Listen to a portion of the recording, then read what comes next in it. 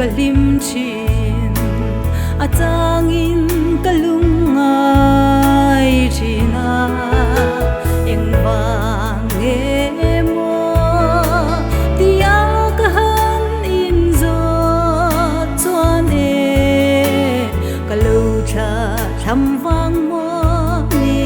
kalal pa cross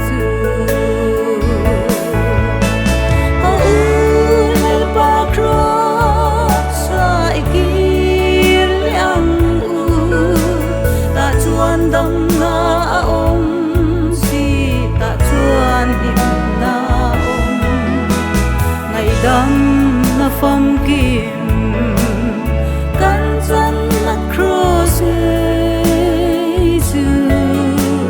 ka tha phal to la phong che ka quan che lang che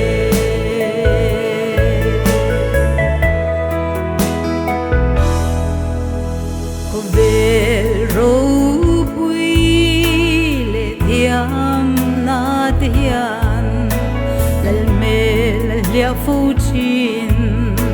mal som na kan don zong te hian zuda yang in sum le bai rol o na te hian kan lo shal phu chin che lal pa min ngai dam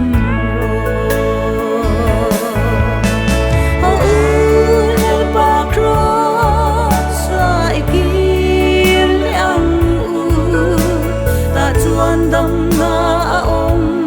si ta chuan him na om ngày dam na phong kim kan chan na cross su ka tha phal to la phong che ka van che la che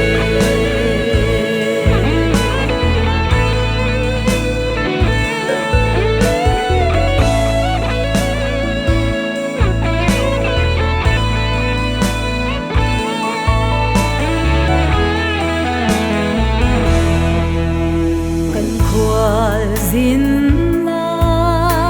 ko vel zavaya har sat le mang anna ni tin an lo zual zel sia torna le sui chia na kan to chang ni te hian kan ta ni tor na chang sia sia tir le ro le pa cross sai kir yang ta chuan dam na om si ta chuan him na om ngày dam na phong kim kan chan na cross